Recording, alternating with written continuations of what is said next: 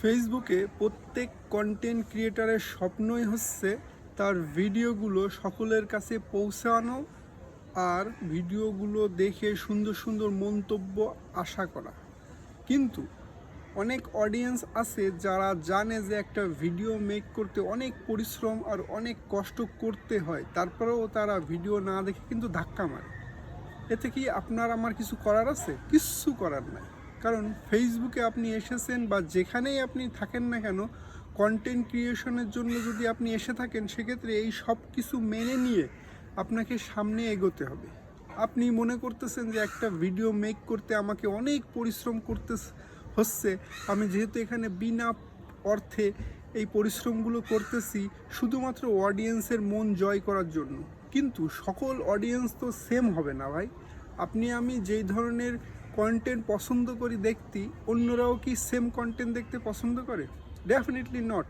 তাদেরও একটা আলাদা ইচ্ছা আছে, তারাও যেই ধরনের কন্টেন্ট পছন্দ করে সেই ধরনের কন্টেন্টই তারা কিন্তু দেখবে। এখন আপনি আমি যেই কন্টেন্টগুলো তৈরি করতেছি সেটার পেছনে আমার কতটুক পরিশ্রম যাচ্ছে সেটা কিন্তু তারা দেখবে না। আপনার কন্টেন্টটা আমার সামনে যখনই আসবে আমি তো বুঝতে পারতেছি অ্যাজ এ কন্টেন্ট ক্রিয়েটার আপনার কতটা পরিশ্রম তার পিছনে দিতে হয়েছে।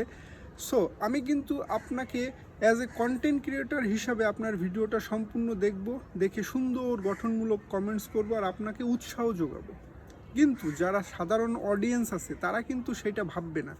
তারা এখানে ফেসবুকে বা যেই প্ল্যাটফর্মেই থাকুক না কেন, তারা কিন্তু জাস্ট বিনোদনের জন্যই এই ভিডিওগুলো দেখে।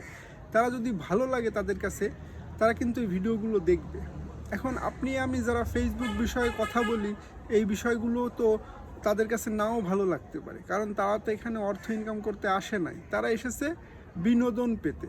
এখন যারা বিনোদনমূলক কন্টেন্ট তৈরি করতেছে তারাও কিন্তু ভালো মানের পরিশ্রম করে সেই কন্টেন্টগুলো মেক করতেছে শুধুমাত্র তার অডিয়েন্সের মন জয় করার জন্য।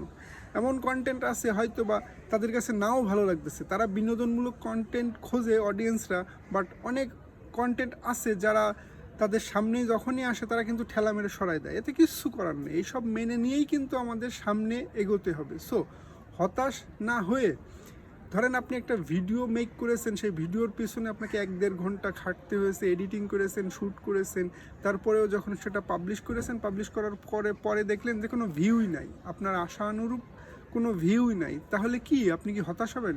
হতাশ হওয়ার কোনো প্রয়োজন নেই। আপনি আপনার কাজ চালাই যান, যেটা তৈরি করেছেন তার থেকেও বেটার করার চেষ্টা করেন, প্রতিনিয়ত পরিশ্রম করতে থাকুন। সেক্ষেত্রে দেখবেন আপনার কন্টেন্টটা এক সময় না এক সময় আপনার অডিয়েন্স ঠিকই পছন্দ করবে, কারণ প্রত্যেকটা পরিশ্রমের পেছনে কিন্তু প্রত্যেক কন্টেন্ট ক্রিয়েটার এখন দাঁড়ায় রয়েছে। যারাই পরিশ্রম করবে তারাই কিন্তু এখান থেকে সফলতা পাবে। সো আজকের ভিডিওটা এই পর্যন্তই। ধন্যবাদ সবাইকে।